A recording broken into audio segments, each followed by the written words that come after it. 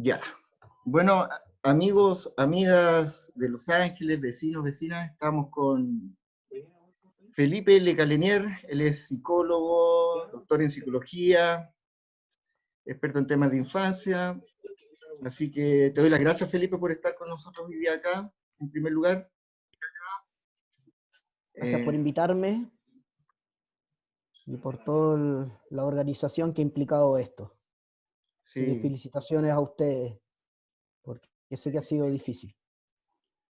gracias, Felipe. Bueno, vamos a lo que nos convoca.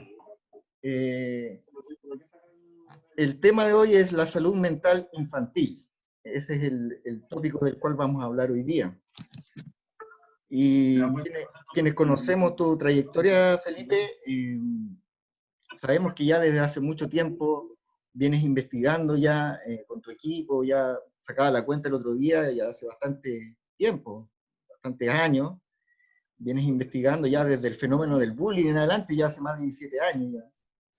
17, 18, sí. 17, 18 años ya empezaste en los colegios ya y de ahí en adelante en otros temas. Y viene investigando acerca de la salud mental de nuestros niños y niñas en Chile, la infancia.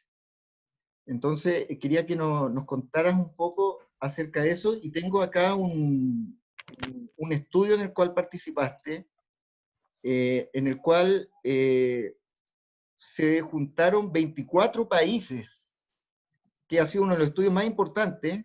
No sé si se puede ver en pantalla, ¿lo estás viendo ahí? Yo lo veo, ¿Sí?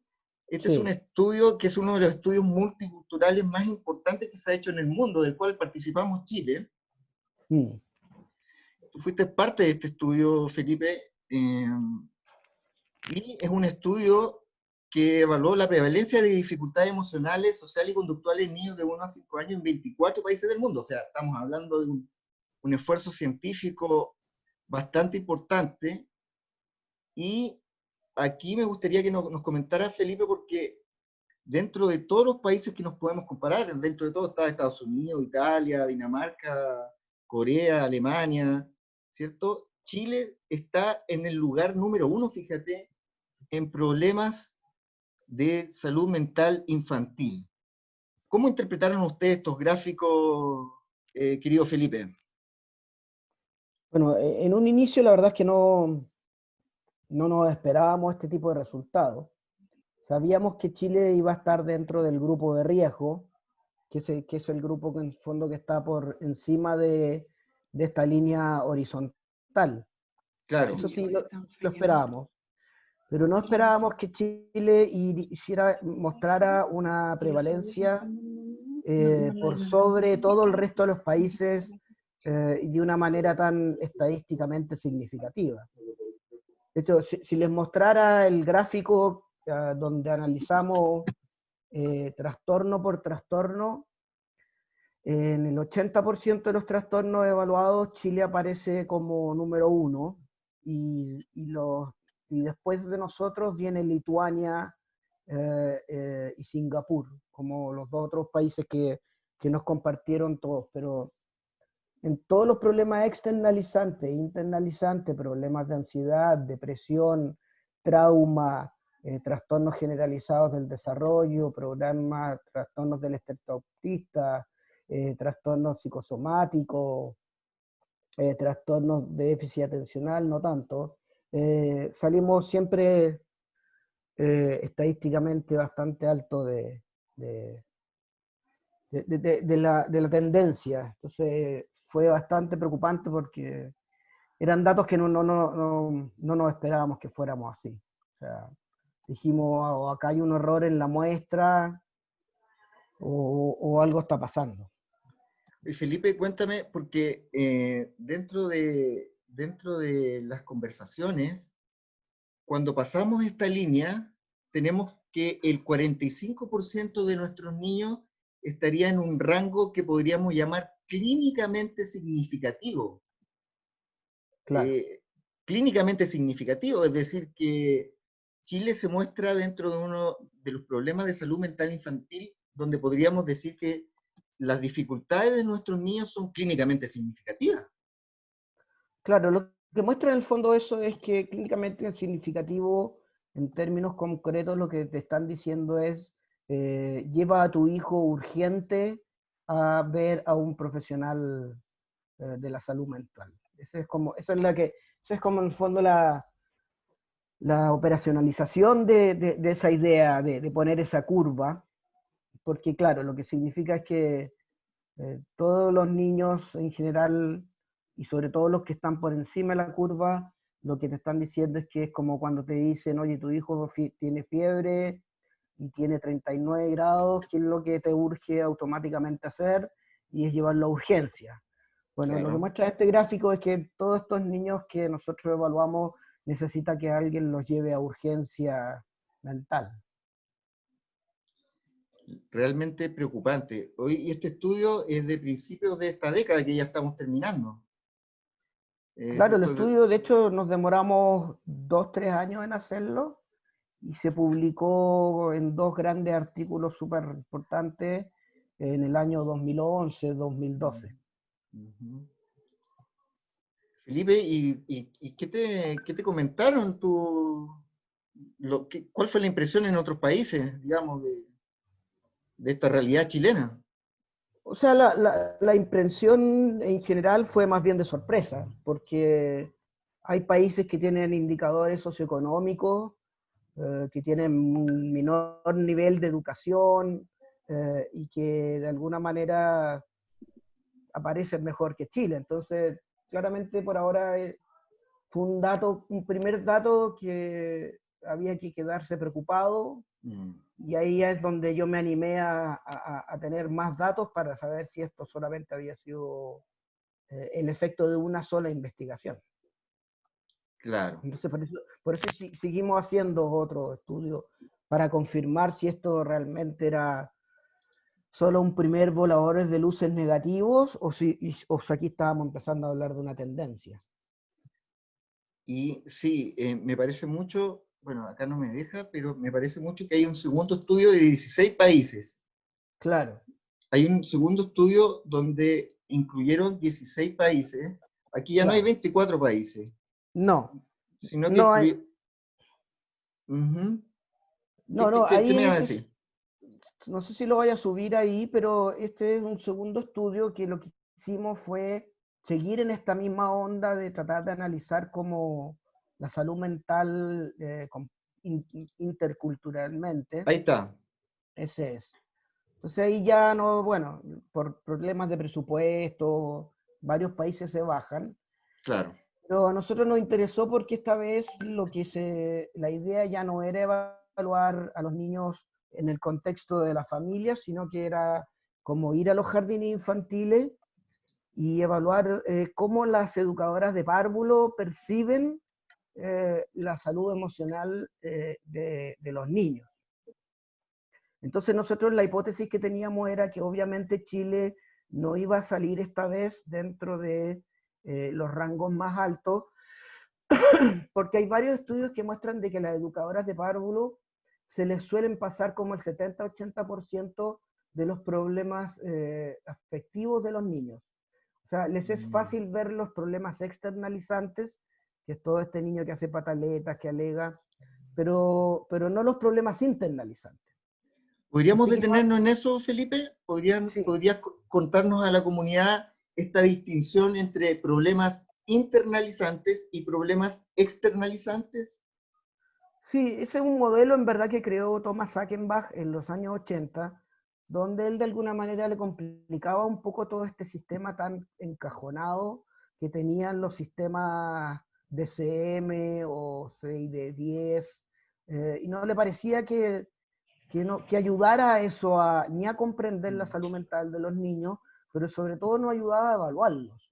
Entonces él claro. creó esta idea muy simple como una especie de modelo dimensional. Es decir, es como que tú te imaginas una regla y en esa regla todos estamos en algún punto Mm, de nuestra tendencia a externalizar nuestras dificultades, es decir, poner afuera mm, el estrés, llorando, pegando, alegando, siendo violento, o el otro extremo que eran los internalizantes, que son los niños que no se encuentran en contextos en donde de una manera no se les permite expresar su estrés.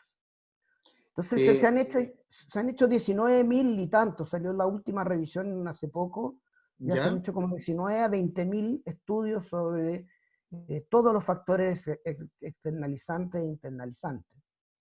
Entonces nosotros tomamos ese modelo porque la verdad es que ahora ya prácticamente no hay investigador que no quiere investigar algo realmente serio, tiene que ocupar este modelo dimensional. Perfecto. Es un modelo bien simpático porque plantea que de alguna manera todos somos de una u otra manera externalizantes o internalizantes. Pero hay algunos niños que llegan a esos niveles a nivel clínico, como decíamos.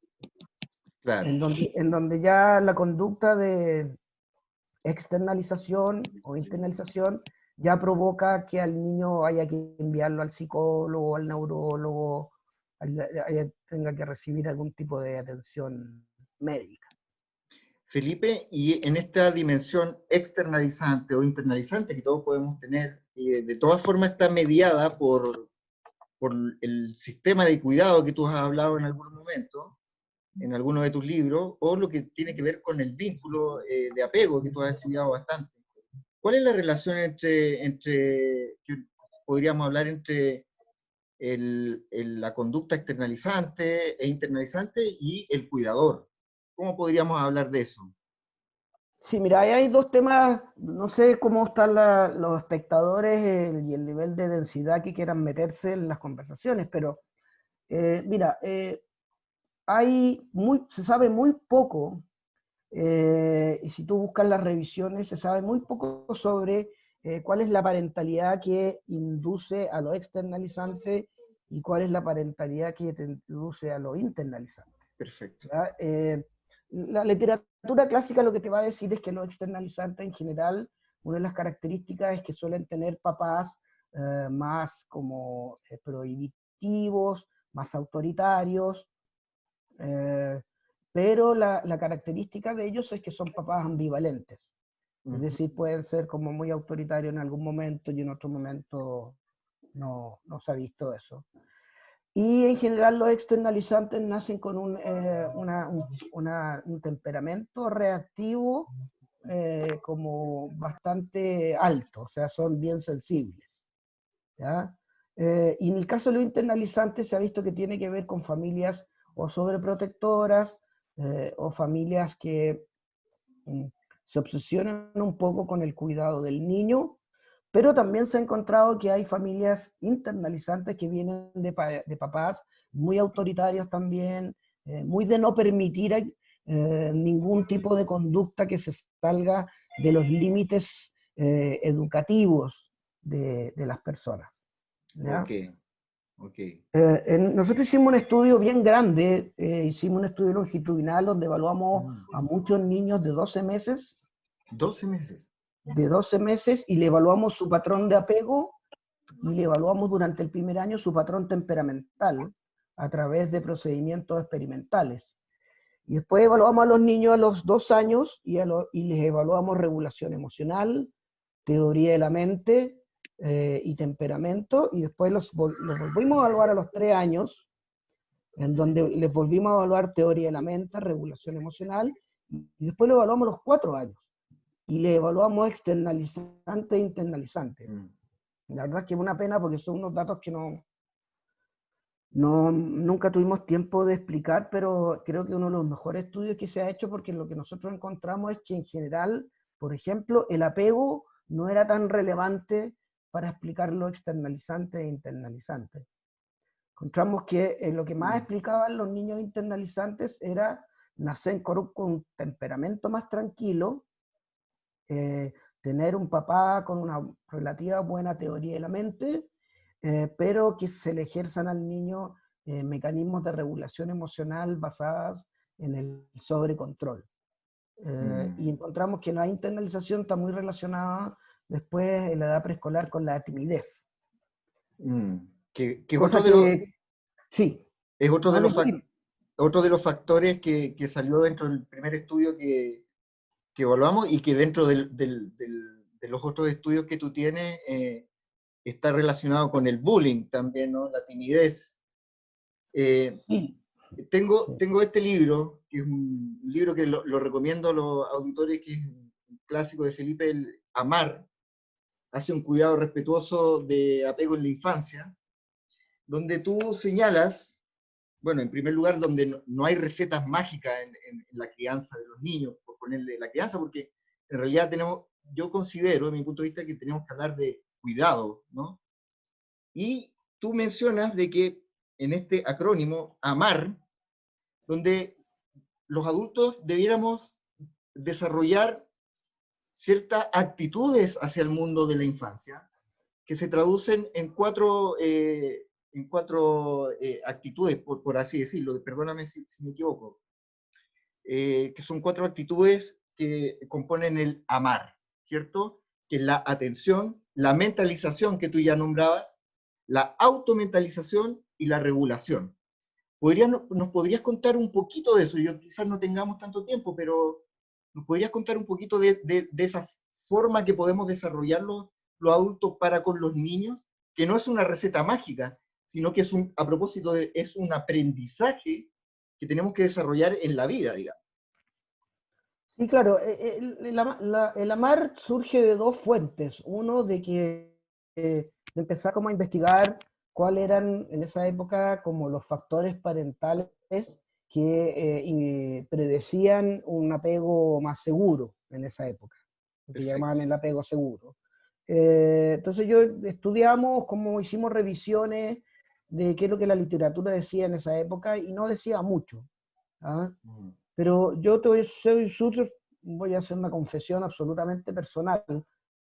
A mí más bien el amar me surgió haciendo un ejercicio que por lo menos para mí me es bastante simple, que es ponerme en el lugar de los niños. ¿Ya? De hecho, te lo confieso ahora, pero muchas de las cosas que nosotros propusimos no las leí, yo personalmente no las leí en ningún libro. Cuando empezamos a pensar sobre la pataleta, cuando yo empecé a pensar sobre el apego y el aprendizaje socioemocional, no fueron cosas que uno leyó en los libros. Yo me puse a pensar, empecé a hacer ese ejercicio mental de qué es ser un niño. Me acordé de cuando yo era un niño, Mm. y hacerme esa pregunta, bueno, pero esto le sirve a un niño, le gusta a un niño, cómo se sentiría si me hicieran tal cosa. La verdad es que para mí esa es mi fuente principal de todo, o casi todo lo que está puesto, de hecho, en el libro Amar y todo eso. Obviamente después yo tuve que ponerme a leer Claro. un millón de cosas porque yo no iba a ser tan narciso para decir, oye, esto lo propuse yo, sino que más bien yo después, por suerte, encontré mucha literatura que de alguna u Mm. otra manera avalaba lo que estábamos tratando de decir. Pero creo que en el libro Amar y en otros, nosotros llevamos el respeto de los niños, creo que a un nivel mucho más extremo de lo que lo hacen los otros modelos, ¿no? O sea, hay otros modelos como el Triple P, que todavía tienen un enfoque un poquito de los límites, de un time suave. No, nosotros llevamos el respeto de los niños al extremo, Mm. y ahora lo estamos llevando más al extremo todavía. Me parece interesante cómo surge, Felipe, porque surge desde la experiencia misma, de preguntarse desde la experiencia misma de cómo es ser un niño. Mm, Y esa pregunta surge de la pregunta como una pregunta vital, es una pregunta de ponerse en el lugar, pero de la experiencia misma, digamos, como mentalizar al niño, y obviamente después viene la teoría, ¿no? Pero surge desde la corporalidad de la experiencia, ¿no? Arrojado ahí, y es bastante interesante. Y este amar, desarrollar estas actitudes, van al alero del, del, del crece, ¿no? Si no me equivoco, de otro acrónimo que es el cuidado claro, emocional. de todos emocionalmente seguros. Exacto. Claro, el ¿A 13 era una manera de ponerle como una filosofía estándar al modelo de amar, es decir, pero no filosofía solamente abstracta, sino que claro, es como que yo te digo, mira, para comprender el amar, lo primero que tienes que hacer es adoptar esta como estado mental crece, que implica varias cosas, que es, por ejemplo, lo primero es lo más difícil, poner entre paréntesis todas tus creencias como adultos. Claro. Es decir, olvidarte de todo, todo como fuiste criado, olvidarte de todas las típicas planteamientos tradicionales de la crianza. Entonces implicaba un trabajo bien fuerte. Implica también, por ejemplo, esta idea de nunca hacerle a un niño lo que no te gustaría que te hicieran a ti. Cosa bastante difícil. Después implicaba también evitar constantemente usar cualquier tipo de lenguaje mentalizador negativo hacia el niño. Como por ejemplo. Entonces, todo lo que hacemos todo el día contra los niños, que es pesado, que es fregado, que es difícil, que tiene maña, Que está taimado. Que está taimado, que lo está haciendo para molestarme a mí. La lista es eterna, en verdad. Entonces, claro, en el fondo es un trabajo bastante simple, que es algo que quizás, no sé, a mí siempre me fue fácil eso. Nunca tuve que hacer un esfuerzo muy relevante. Me era siempre tan fácil ver las cosas desde el punto de vista del niño, quizás recordando mi propia infancia, pero entonces como me era tan fácil, a su vez también me fue muy fácil convertir eso en programas de intervención, en publicaciones. Y la palabra amar surgió también así bien de casualidad. Me parece extraordinario, sobre todo porque viene una reflexión a partir de la experiencia y de la vida. Felipe, cuéntanos un poco en un segundo libro que lo tengo acá, también lo recomiendo a los vecinos, El trauma oculto en la infancia. Aquí señalas tú que en toda la época, que el trauma no es solo algo que ocurre, digamos, en los niños institucionalizados, que ya es terrible, ¿no? Sino que también ocurre en otras situaciones de la vida cotidiana y ahora también en esta pandemia del coronavirus, ¿no? ¿Cómo Sí. ves tú, cómo ves tú esta situación hoy en día en la salud mental infantil a propósito del confinamiento y las cosas que estamos viviendo hoy en día? Lo que pasa es que, mira, el trauma siempre lo vamos a negar, ¿ya? Hay países que lo niegan más que los otros. Aquellos países que están más preocupados del niño como un número, como una prueba CINCE, ¿me entiendes? No. O que los niños necesitan educación o necesitan límites, ¿me entiendes? En todas estas series de prácticas de crianza que a veces uno desgraciadamente sigue escuchando, yo tengo la teoría de que detrás de eso también hay siempre formas muy sutiles de traumatizar al niño. ¿Ya? Entonces, el trauma oculto, la verdad es que yo lo pensé, a ver, yo creo que para meterse en el tema del trauma, uno tiene que hacer un proceso personal con su propio trauma. ¿Ya? O sea, yo he conocido grandes profesionales del trauma que todavía lo siguen negando de una u otra manera. O sea, es una tendencia casi natural de protección de la vida el negar el trauma. Entonces, la idea del libro fue también una idea de atrevernos a decir, oye, destapemos un poco esto y mostremos que el trauma siempre está oculto en todos nosotros, pero que el trauma no tiene que ver necesariamente con la pobreza o con el abuso sexual o con el maltrato físico. Hay miles de formas que tú puedes traumatizar a un niño y el niño ni siquiera se da cuenta cuando es chico que está siendo traumatizado. Entonces, en este periodo de la pandemia, a mí me preocupa mucho porque yo veo psicólogos que hablan de sí, que hay algunos estudios ya que están saliendo en el extranjero que muestran que ya el 30% de los niños tiene ansiedad, el 25% ya está como más irritable. Chile es un país tremendamente vulnerable al trauma infantil. Y la razón es muy simple, y es que los países mientras más se esconden, se guardan su dolor, pasa esto que llaman la alostasis, ¿me entiendes? En la alostasis, el organismo te salva para el momento. Entonces, por ejemplo, para muchos niños en situación de pandemia van a parecer bien tranquilos, ¿me entiendes? Van a parecer como, como sí, claro, internalizante. ¿Mm? van a parecer como que todo está bien, ellos van a parecer que están felices jugando en la casa, ¿me entiendes? Entonces eso es lo internalizante. Pero lo internalizante es, como yo te decía, tiene una carga alostática. Es como que el organismo le está diciendo al niño, mira, ahora yo te voy a mantener tranquilo, pero esto te va a tener un costo después. Mm. Y ese costo puede ser en la adolescencia, puede ser en la adulta, el costo puede ser de que los niños internalizantes después se vuelvan muy externalizantes después cuando salgan, o ya puedan expresar su depresión una vez que ya nadie, la gente dejó de hablar de la pandemia, ahora hablemos de las consecuencias de la pandemia.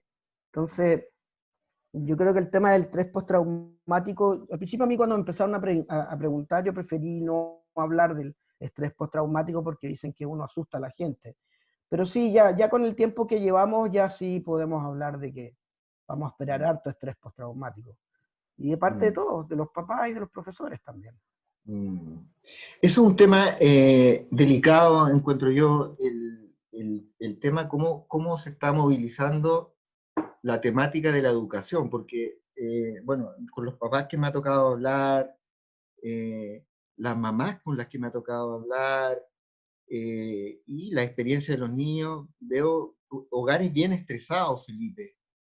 Eh, Sí, Hogares donde hay niños bien estresados, donde veo a los profesores, también me preocupan los profesores, donde sí. el ministerio le exige enviar tareas, entonces los niños tienen que hacer tareas en un contexto donde ya hay estrés, las mamás con teletrabajo tienen que hacer las tareas con los niños con estrés, A veces no, hay un solo computador, entonces a- tienen que compartir.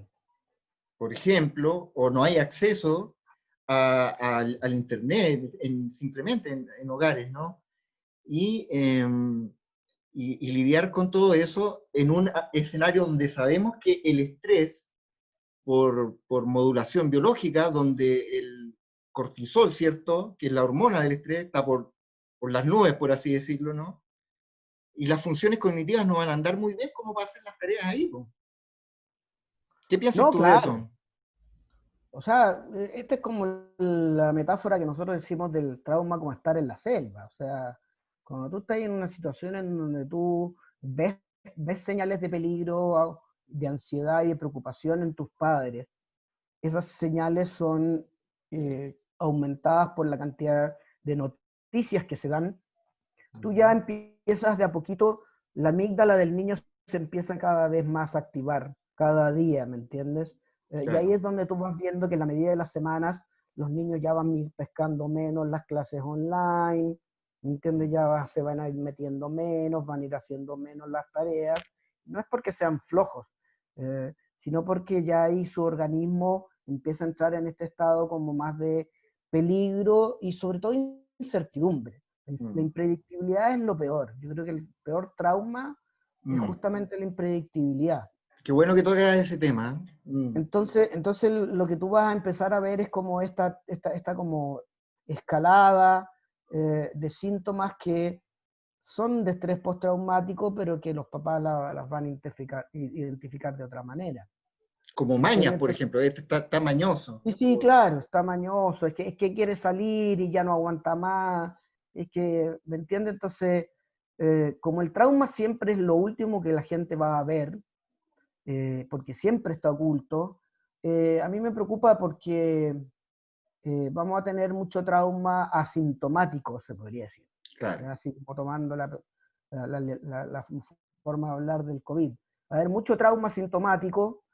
Eh, y a mí me preocupa porque la tendencia chilena va a ser que mucha gente va a tratar de seguir ocultando el trauma. Ujú, ujú.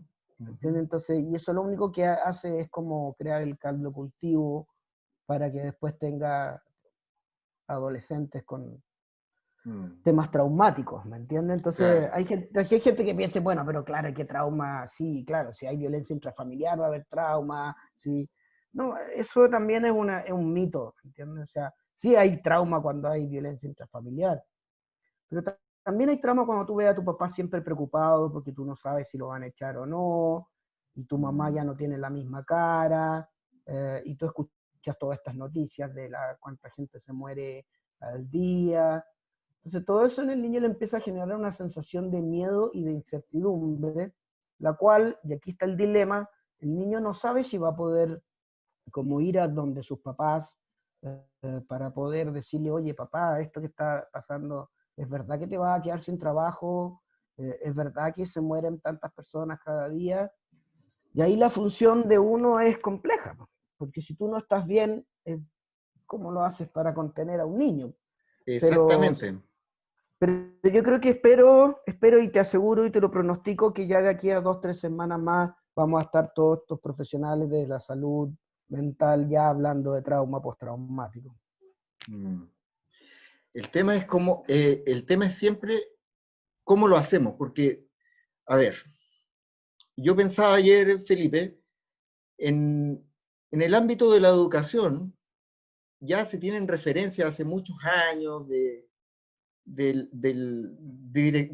dirección. Por ejemplo, tú ves los 7 saberes necesarios de la educación de Edgar Morán, que habla de la complejidad y que es una direccionalidad en educación. Por otro lado, el Plan Nacional de Salud Mental y Psiquiatría ya viene hablando de un trabajo biopsicosocial que también está dentro de la complejidad, por así decirlo. Sin embargo, eso está en el papel y en la práctica no se lleva a cabo. Y hoy día, más que nunca, yo te comentaba ayer que se necesita una estrategia distinta, ya no podemos hacer más de lo mismo. Eh, y digamos, ayer veía yo el currículum transitorio COVID-19, que es este nuevo currículum transitorio del Ministerio de Educación, donde igual hay directrices para los profesores para que inviertan tiempo en la salud mental de los niños, pero como que a mí me huele como más de lo mismo, porque en realidad no sé si curricularmente, si tú miras históricamente, ¿cierto, Felipe? Las mallas de las carreras de pedagogía sí han tenido algo de una pincelada de psicología del desarrollo, pero cayetana, digámoslo así, pero no una psicología dedicada al apego, a lo socioemocional, digamos, y se requieren profesores que tengan un tiempo de preparación para atender a los niños cuando vuelvan del confinamiento. ¿Qué piensas tú un poco de eso? Mira, acá hay un problema que tú lo pones que es bien interesante. Yo personalmente yo ya no leo más las guías del Ministerio de Prevención de Suicidio, ya, a mí ya me aburren eso, porque es puro papel, ¿ves? Mm. Una guía que quizás la pudo haber escrito uno en una noche, pero no sirve de nada. Aquí De, nosotros estamos todavía en la etapa en la que estuvieron los países de Estados Unidos hace 20 años y los europeos, que es el concepto de lo que tú llamas traslación. ¿Entiendes qué ok. significa traslación? Ya, ok, yo tengo todos estos profesionales y expertos que me escriben sus guías sobre lo que hay que hacer con el COVID, qué es lo que hay que hacer con el maltrato, qué es lo que hay que hacer con el suicidio adolescente, ¿me entiendes? Pero son como los comerciales de televisión. ¿Ah?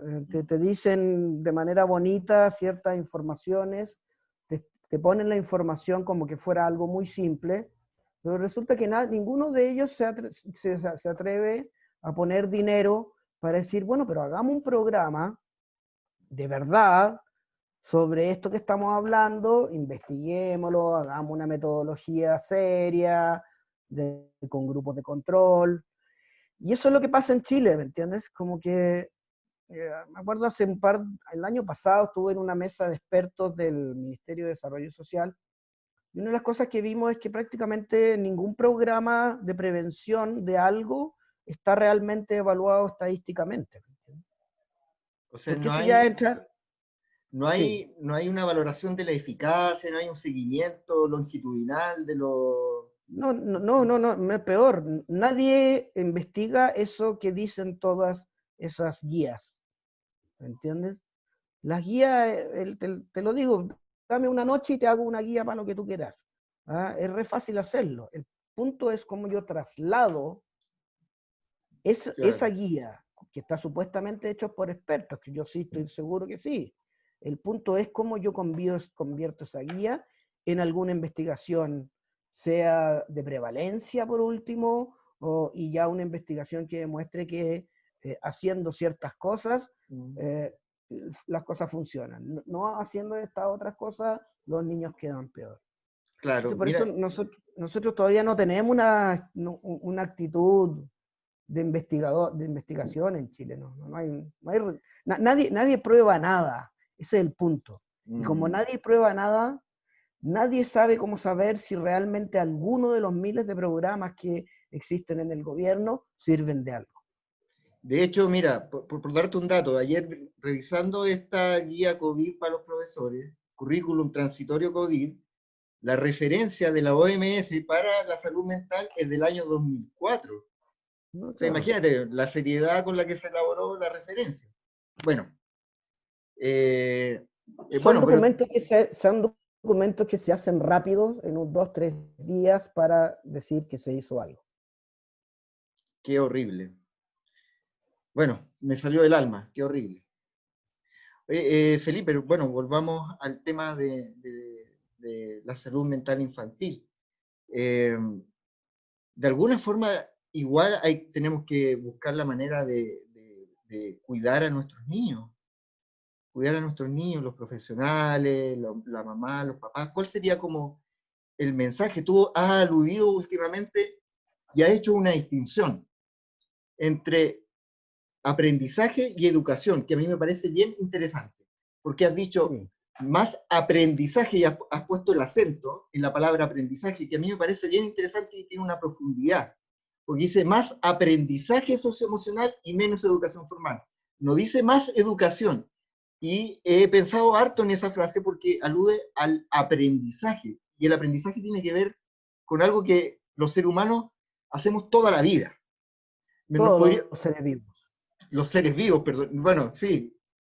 Cuéntanos un poquito más, ¿nos podrías contar un poquito más antes de partir con las preguntas de la audiencia?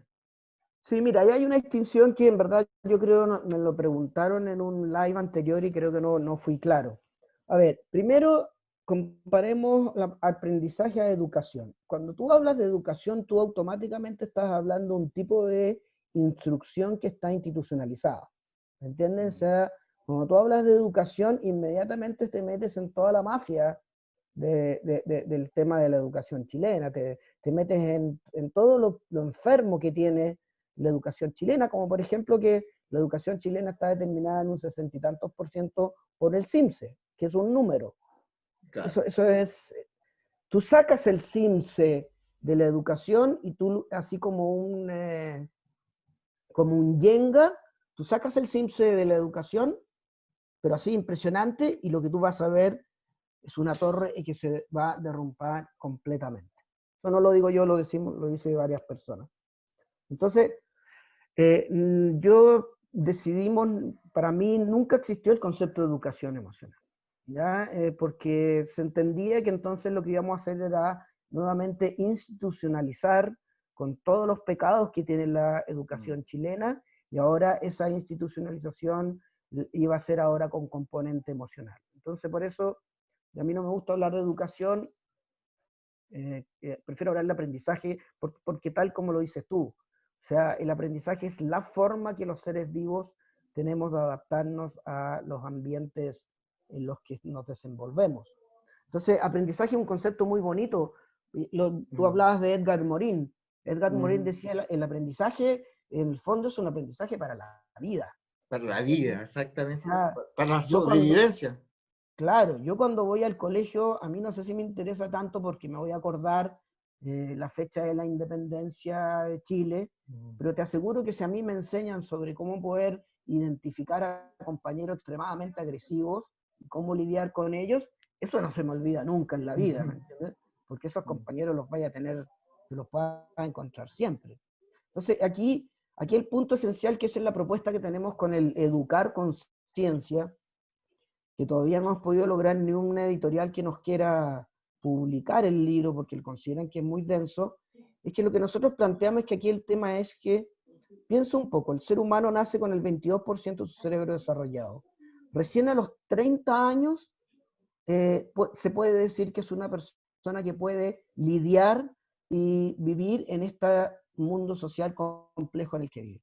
Es decir, los seres humanos necesitamos 30 años más o menos, 20 años te lo voy a bajar ya para que no sea tanto, 20 años necesita el ser humano para aprender a cómo convivir en este mundo humano, ¿ya? Y esos 20 años de educación deberían estar basados justamente en eso, en enseñarle a los niños a vivir en la complejidad de este mundo humano, no meter contenidos que no tengan nada que ver con el aprendizaje de la vida, ¿entiendes? Entonces, de ahí por eso ya descartamos educación y reemplazamos por aprendizaje, ¿ya? ¿Se entiende esa idea, no? Sí, perfecto. Yo por lo menos... Educación es automáticamente formalizarla y meterla a la dinámica del CIMSE y todo eso. Entonces, sería imposible, sería totalmente ilógico hacer pruebas de empatía, por ejemplo. claro, entonces por eso el concepto de educación no va y sí va el concepto de aprendizaje, porque un niño puede aprender de su profesora de música, puede aprender jugando en el patio con sus amigos, y eso es aprendizaje, y a veces son aprendizajes mucho más válidos. Ahora, ¿por qué aprendizaje socioemocional y no educación emocional? Porque la idea de la educación emocional está basada en lo que llaman la teoría clásica de las emociones, que las emociones son como una paleta en donde ahí están las emociones básicas y están las emociones secundarias, ¿me Claro. entiendes? Pero los últimos 10 años han mostrado que todo ese modelo... modelo de Lewis, ¿o no? De Lewis, de Isard, de estos señores de los años Sí. 70 y tantos. Sí. Pero Lisa Barrett Hartman, que tienen que leerla, ella demuestra con 500 miles de metaanálisis que no existen eso de las emociones básicas. Cuando yo tengo rabia, tú tienes rabia, mi rabia, te aseguro que es completamente diferente en términos de frecuencia cardíaca, cortisol, actividad electrofisiológica, a la tuya. De hecho, hay estudios que muestran que los bebés a los 6 meses ya no sienten las emociones básicas de manera diferente y tampoco las reconocen de manera tan clara en los otros. Entonces, el modelo de educación emocional lo que quiere es centrarse en el trabajo de las emociones básicas, ¿ya? Eso ya es un error metodológico, conceptual grave, pero hay otro tema más grave todavía, y es que ellos se les olvida el vínculo de apego. Se les olvida que toda emoción es siempre una emoción para la sobrevivencia de un vínculo. ¿Me entiendes? Con un otro. No es emocional. Ya no puedes soltar lo emocional de lo social. Entonces, por eso, dos razones, tanto para mí, educación como solo emocional, son tremendamente restringidas, van a correr el riesgo de ya lo que sufrieron miles de niños con la educación formal. Por eso nosotros preferimos aprendizaje, uno aprende en todas partes, y socioemocional. Es decir, que las emociones estén relacionadas a la coherencia del vínculo que uno hace con los otros. Entonces, ahí es importante hacer esa distinción. Aprovecho ahora de hacerlo porque en un live anterior siento que no fui como muy claro. Te lo agradezco, Felipe. Y ese vínculo no es tan solo con los padres, sino que con los amigos, con los profesores, ¿cierto? Sí. No es un aprendizaje formal, ¿me entiendes? No lo vas a leer en un cuaderno, no lo vas a estudiar en una actividad, lo vas a vivir en el vínculo con los otros. Así los seres humanos aprendemos de una u otra manera, no con educación formal. Gracias, Felipe. Por eso hablabas el otro día, el jueves, me acuerdo, también en una conversación live, de generar un clima claro, de aprendizaje. Pero ese clima no tiene que ser centrado en pruebas, en formato y ese tipo de cosas, sino en una forma de relacionarnos distinta. Quizás, por ahí va. Sí. Nosotros tuvimos la experiencia del bullying. Entonces el bullying nosotros partimos como todo investigador inocente tratando de implementar programas anti-bullying.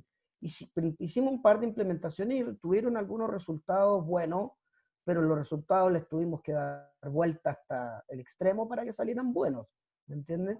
Y entendimos algo que es bastante básico. Tú no puedes hablar de convivencia escolar, hay sistemas anti-bullying, ni nada de esas cosas, si en verdad tu colegio tiene justamente una filosofía ambiental y de convivencia completamente opuesta a lo que tú estás tratando de hacer. Claro. ¿Me entiendes? Yo no puedo hablar de bullying si el profesor le grita al compañero o por no haber hecho la tarea, ¿me entiendes? O los profesores niegan las situaciones de bullying. El punto no es el bullying, el punto es cómo tú generas un ambiente en donde el respeto no sea solo un decir, sino que sea un hacer que se tenga que estar enseñando, implementando constantemente. Y viviendo constantemente Sí, sí, en sí, en la bueno, vida. Mira qué interesante, Felipe, porque pensaba en lo siguiente, en vez de nuestros profesores estar mandando tareas, podrían estar sin miedo, con su sueldo asegurado, conversando estas cosas, cómo implementar un mejor plan de convivencia para cuando vuelvan los niños, cómo generar un mejor proyecto educativo institucional que incluya estas variables en este momento de la pandemia, mientras las familias de Chile pueden estar siendo apoyadas por el sistema de salud, ¿cierto? De salud mental, mientras conviven en la convivencia. Pensaba eso dentro de estos días. Es una sí, idea. claro, pero mira, esto es lo que pasa un poco con la pelea entre el colegio médico y el gobierno, ¿me entiendes? El colegio médico dice, bueno, pero ustedes no nos escuchan. Nosotros aquí tenemos miles de expertos y no nos quieren escuchar. A nosotros nos pasa lo mismo, a mí me ha pasado lo mismo durante los últimos 20 años, ¿me entiendes? O sea, yo les digo, oye, pero mira, esto es lo que hay que hacer, no es porque lo digo yo, esto es lo que muestran todos los estudios, esto están todas las guías que se publican cada año sobre la tendencia a tal y tal cosa, pero tú te das cuenta que al final da lo mismo lo que uno diga, o más que lo que uno diga, que uno no es nadie, lo que los datos dicen. Mira lo que pasa en el Sename. O sea, es completamente inconcebible que todavía sigan habiendo programas de reparación del maltrato y estos PIE, cuando se sabe hace siglos que está completamente prohibido hacer ese tipo de programas a los niños, y ahí nadie se interesa en hacer el cambio, por razones cuales la verdad es que yo no las desconozco. Entonces, a lo que yo voy es que podemos tener todas estas mesas de expertos, podemos tener todas estas guías que la Chile, que la Católica publica, pero aquí el punto es que nosotros no sabemos trasladar toda esa información en investigaciones, en programas realmente eficientes y probados. Entonces, es nuevamente pura paralelia, ¿no? Pura palabrería y para la foto y listo. Exactamente. Y la razón de eso es porque la salud mental en Chile está cada vez peor, que eso es un gran tema, porque es fácil echarle la culpa al gobierno, pero mira, piensa esto. La cantidad de psicólogos y psiquiatras y neurólogos ha aumentado de una manera exponencial durante los últimos 10 años.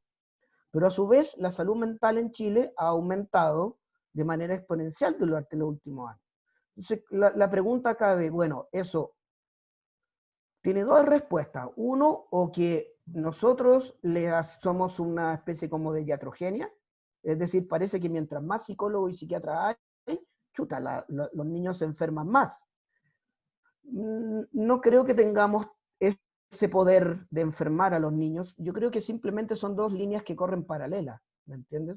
Los niños se siguen enfermando y nosotros nos contamos el cuento de que hacemos miles de programas y lo implementamos y hacemos mucha campaña publicitaria, pero resulta que la respuesta más obvia es que lo que nosotros hacemos no llega directamente a la experiencia inmediata personal de el niño. Eso es. Y hasta que no hagamos ese traslado real, esto va a seguir siendo como ya está. Te agradezco, Felipe. Mira, ya van a ser las 1, yo sé que tu tiempo es acotado. Vamos a pasar a las preguntas de los vecinos, de los amigos, la audiencia. Vamos a ver acá, a ver. Vamos a ver. Dame un minuto. Le voy a pedir a los demás que nos hagan preguntas, por favor. Acá Raúl nos dice, recomendaciones para abordar las competencias socioemocionales en la pandemia. ¿De quién? ¿De los profesores? ¿De los papás? Especificar, por favor, Raúl. Hay hartos comentarios. Me dicen, podemos preguntarle hablando. María José dice, ¿te pueden preguntar hablando? Sí, sí, sí. A ver, vamos a ver cómo, porque a mí igual me ha pillado la tecnología en esto. Hola, ¿se puede? María José, adelante, voy a ir dando la voz y después, Sí. y después, por favor, para que nos respetemos y no haya tanto ruido. Adelante, Hola, María. mira, es que escribo muy lento, parece, entonces es más rápido poder Adelante. preguntar así en vivo y en directo. Estoy hablando desde Valdivia. Eh, Tengo esto que decía Felipe con respecto a esta traslación. A mí me resuena mucho como una contradicción, ¿no? Yo estudié psicología hace algunos años atrás, no trabajo con niños, trabajo con adultos, pero uno de los adultos también puede ver esta contradicción, ¿no? Que es el escenario o el continente que le entregamos a los niños. Eh, y se me viene esta idea, ¿no? Que esto de los niños primero, ¿no? A propósito de que también hay un estado detrás del cómo estamos funcionando, a propósito de las guías, etcétera, etcétera. Entonces, esto de los niños primero es como es más bien un eslogan de buena crianza, absolutamente contradictorio, siendo que somos un país que históricamente hemos tenido a nuestros niños en segundo lugar, al igual que las mujeres, al igual que nuestros adultos mayores, ¿verdad? Quizás porque no son muy productivos, quizás porque no son atingentes como al modelo que nos sostiene económicamente, quizás podría ser una hipótesis, pero mi pregunta va más en qué hacemos con esta esquizofrenia del discurso, ¿no? Que es esta contradicción constante a propósito de este eslogan, los niños primero. ¿Qué se hace entonces con eso? Bueno, tu pregunta es como más, para mí es bien compleja porque una de las cosas que yo personalmente me he preguntado hace 10 años, por ejemplo, la gente que trabaja en el Sename, ¿ya? Que hace todas estas prácticas que son completamente, ya no solo contrarias a nivel clínica, sino que ya hay violaciones a los derechos humanos, dice llanamente. Mm.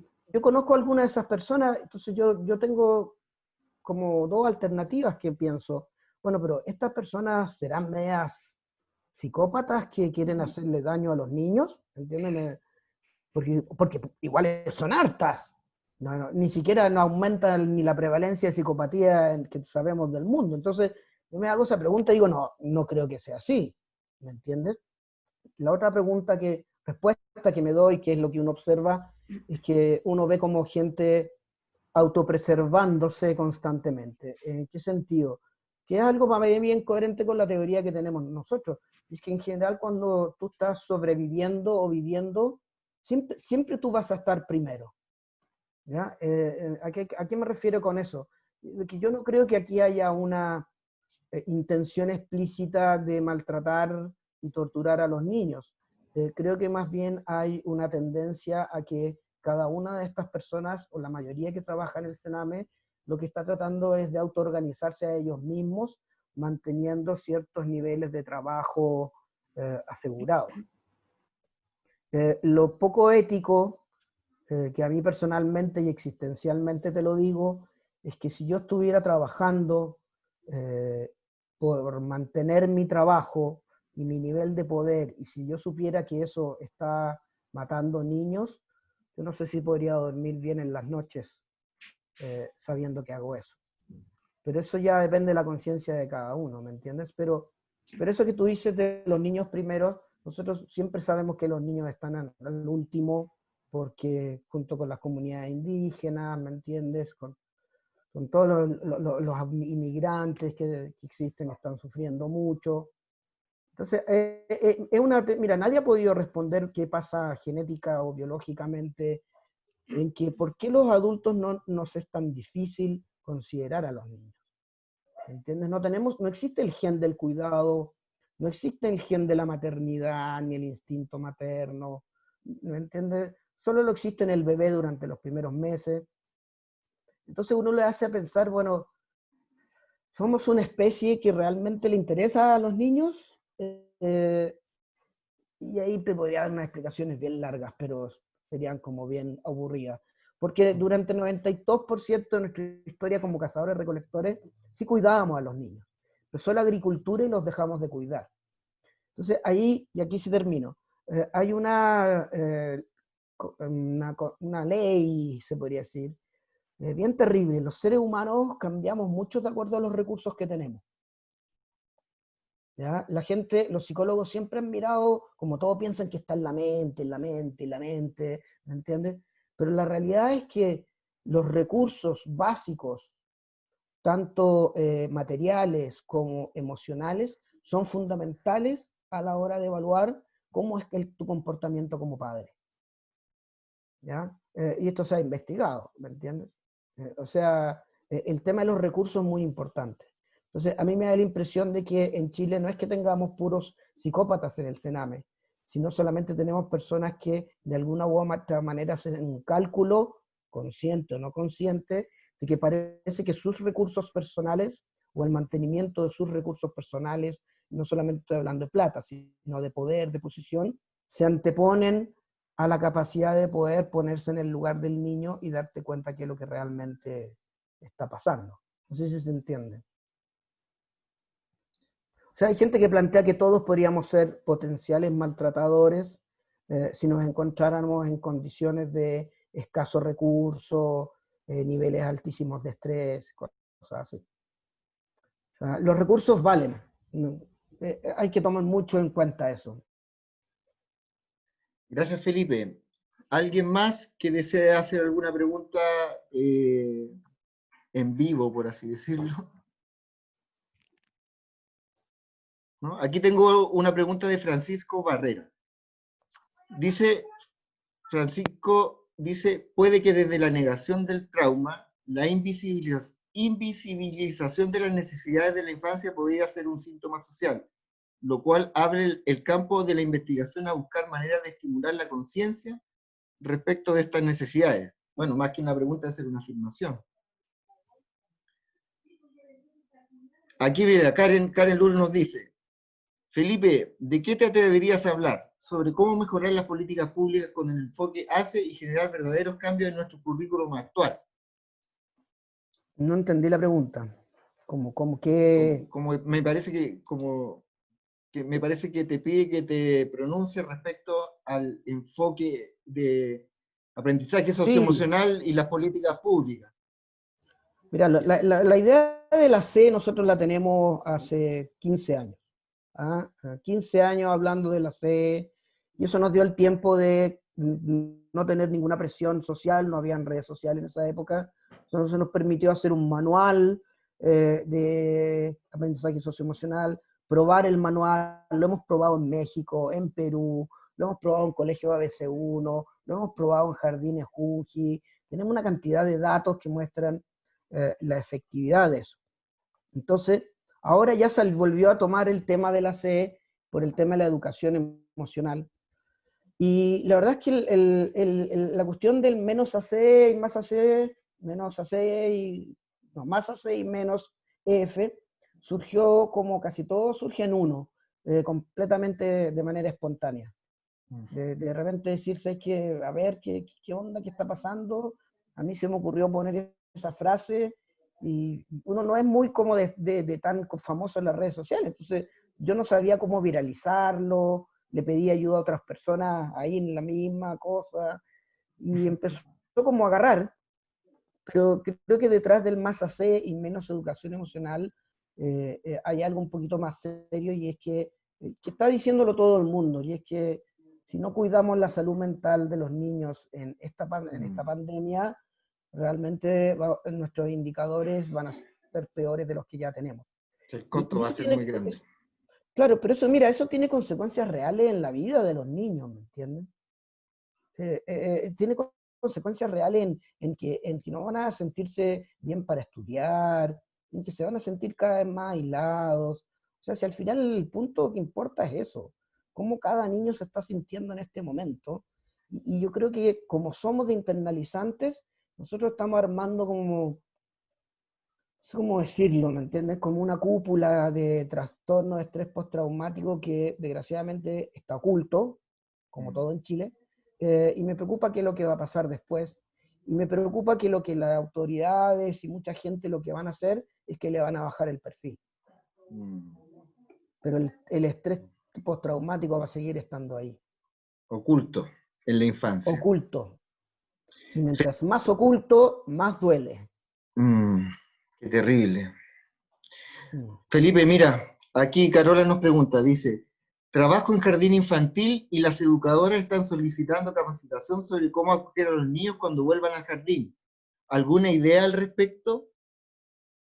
Mira, la gente piensa que, y también lo he visto harto, esto de los psicólogos nos gusta explicar estrategias y nos gusta hacer focus group y nos gusta hacer charlas de conversaciones, pero para mí todo eso no tiene sentido si tú no tienes en mente realmente Claro. qué es lo que tú realmente quieres conseguir con eso, ¿me entiendes? Si yo tengo niños que vuelven en el colegio, yo sé que tengo niños con estrés postraumático. Sí que con el estrés postraumático yo al niño le tengo que mostrar un poco, no un mundo ideal, ¿me entiendes? Pero le tengo que mostrar que por lo menos existe algunas cosas, instituciones como el colegio que son importantes para los niños, que no me van a hacer peor, no me van a aumentar más el estrés, sino que me lo van a bajar, ¿me entiendes?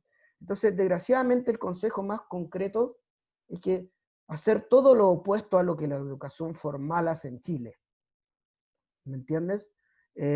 No olvidarse de las notas, recreos largos, aumentar la cantidad de actividades extraprogramáticas, ¿me entiendes? Hacer mucho que los niños compartan entre ellos libremente durante 1 o 2 horas, que conversen. ¿Me entiendes? Es todo lo opuesto a lo que en general se hace en el sistema escolar. Yo, a la vuelta de los niños, yo haría literalmente todo lo opuesto. Porque sí ahí se puede hacer algo bien interesante y es que se puede revertir varias situaciones traumáticas. Nadie ¿Cómo era? sabe lo que pasa en la mente de un niño. Ese es el desafío que tenemos todos. Pero ya hemos aprendido a veces a mirar a un niño 10 minutos y yo te puedo decir ya si esto es estrés postraumático o otro tipo de cosas. Sí, tú lo llamas una conciencia empática hacia el dolor infantil en uno de tus libros. Me parece que en el Amar. Eh, Sí, sí. Hay otra pregunta, mira. ¿Cómo apoyar en términos concretos a las familias desde los colegios para que un contexto de confinamiento e incertidumbre disminuyan los efectos negativos? Me refiero a la agresividad, al maltrato, etc. mira, lo primero que tienen que hacer es que tienen que olvidarse de traer el colegio a la casa, ¿ya? O sea, sacar todo el estrés innecesario de las pruebas, de las tareas. Mira, a la situación que vamos, metodológicamente hablando, no hay nada que podemos evaluar de lo que se ha hecho realmente en educación hasta mayo, ¿me entiendes? O sea, si tú lo consideras metodológicamente, tú no tienes idea de las condiciones en las que cada uno de los niños ha aprendido.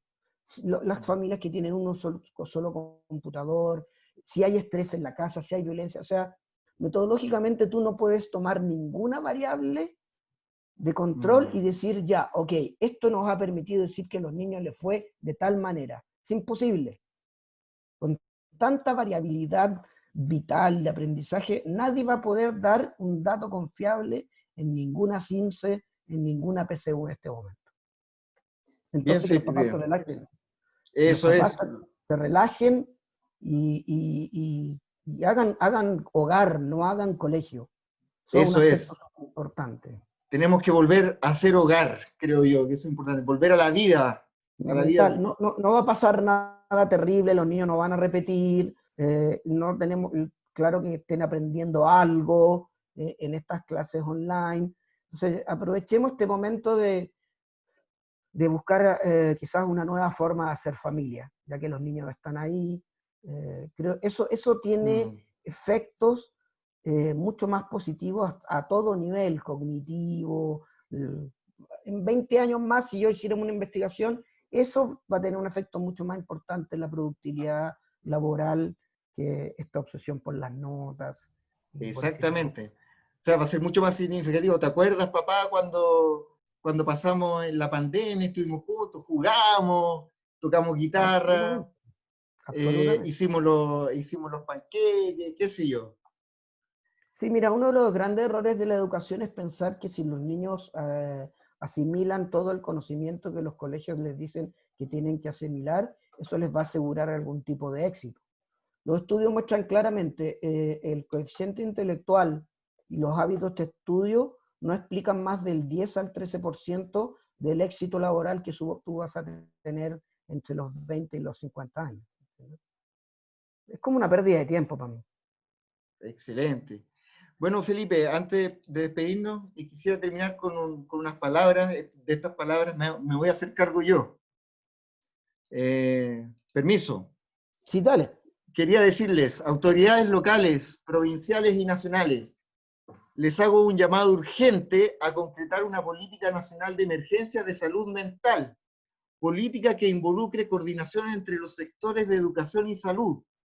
Debido a las circunstancias históricas de la pandemia en curso, se hace necesario hacer una pausa radical y contribuir a la calma de nuestros vecinos, vecinas y ciudadanos, y sobre todo de nuestros niños y niñas. Ya no podemos hacer más de lo mismo. En el ámbito educativo es de extrema urgencia parar con la burocracia calculante, dejar de enviar tareas a los hogares y dejar de descansar a padres y apoderados. Nuestras parvularias, docentes y asistentes de la educación, que también son padres y madres, tienen la preciosa oportunidad de hacer una pausa, pensar la educación y sobre todo dialogar y entrenarse en cómo recibirán a nuestros niños, niñas y adolescentes después del confinamiento. Por otro lado, el sistema de salud tiene la tarea de acompañar a las familias chilenas en el estrés que está generando el confinamiento para evitar el avance de los problemas de salud mental. Esto es urgente, es una decisión rápida.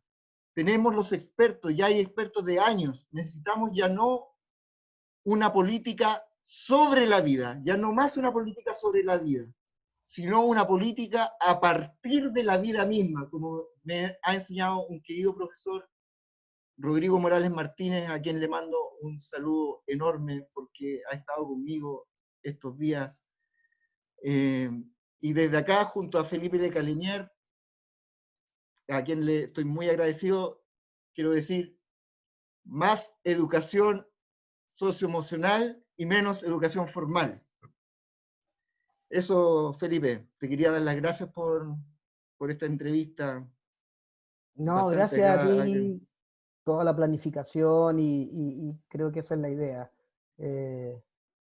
Conversar las cosas como realmente hay que conversarlas, sin apasionamiento, creo yo, sin bipolaridad y reflexionar de manera seria con los datos, pero en general toda la situación actual muestra que, por lo menos en lo que se trata de salud mental, las cosas se vienen muy graves.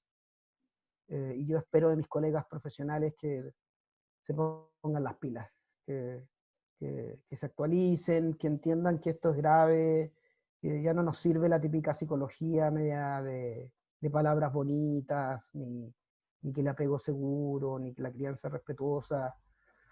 En pandemia necesitamos algo, una especie de psicología de la pandemia basada en el trauma complejo, un poquito más elaborada. Pero te agradezco mucho la invitación, muy entretenido, mientras más se pueda conversar y menos uno hablar y poder responder las preguntas, para mí mucho mejor también. Gracias, Felipe. Muy, muy, muy agradecido. Nos No, estamos gracias a ustedes. Ok, viendo desde lejos. Que estés sí, bien. chao. Chao a todos.